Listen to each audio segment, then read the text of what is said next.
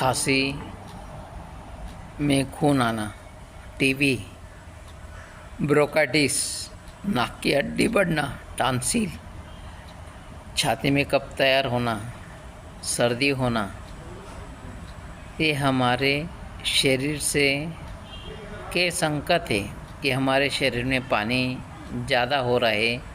हम कब बनने वाली चीज़ों को ज़्यादा खा रहे हैं, इसकी वजह से हमारे शरीर के अंदर बलगम की वजह से खांसी आ रही है, सांस लेने में दिक्कत हो रही है। तो आप सबसे निवेदन है, जब भी आप भोजन करो, कुछ नाश्ता करो, चाय पियो, तो चाय के अंदर शक्कर खाना बंद कर दो, चीनी खाना बंद कर दो।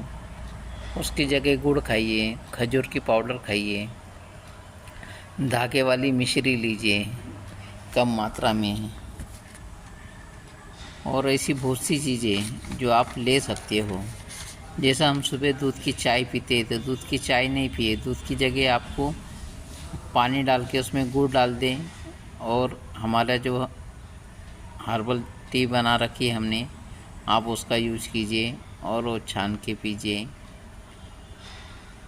2 कप पानी डाल दीजिए और चुटकी भर के एक आधा चम्मच डाल दीजिए, गुड़ डाल दीजिए उसके अंदर, और जब वो 1 कप रह जाए, जब उसको छान के पी लीजिए।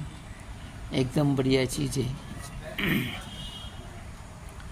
उसके बाद में हम जो खान पान करते हैं, तो उसके अंदर आज हम इस बात के ऊपर और एक बात करेंगे। जैसे हम प्राणायाम करते, आसन करते, योगा करते हैं, तो उसमें हम क्या क्या कर सकते हैं इसके लिए।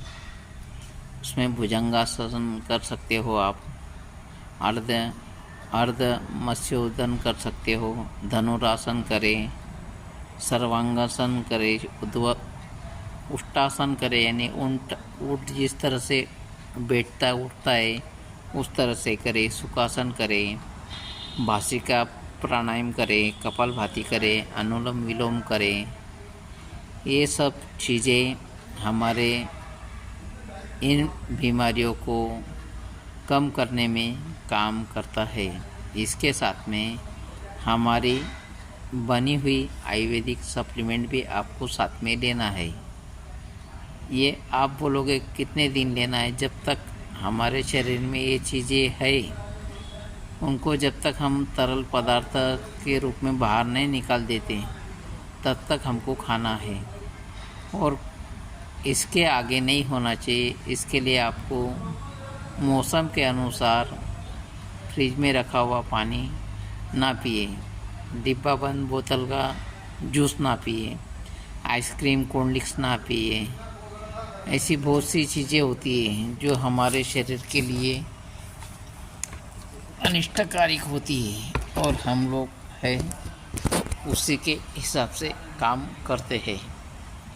तभी आप ये बताइए कि घर में महिला है, बच्चे हैं, पुरुष हैं, और जो भी कुछ है वो हमारे परिवार के लोग हैं, उन सबको ये तकलीफ़ होगी।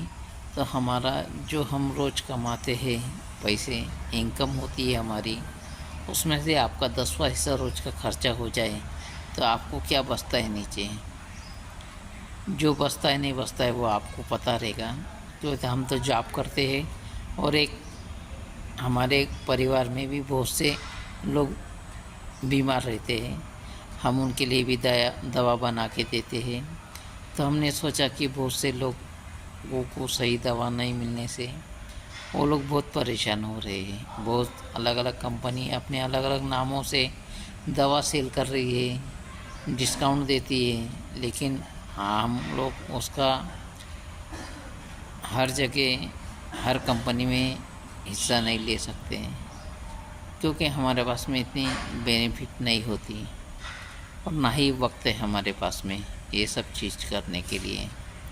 इसके लिए हमें सबसे पहले प्राणायाम, योगा, एक्सरसाइज, व्यायाम ये रोज़ करना है। जो भी हम कर सकते हैं वो सब करना है, और जितना खान पान में हम बदल करेंगे, उतना हम सेहत के ऊपर ध्यान रखेंगे। ये हमारा भाग नंबर 2 था।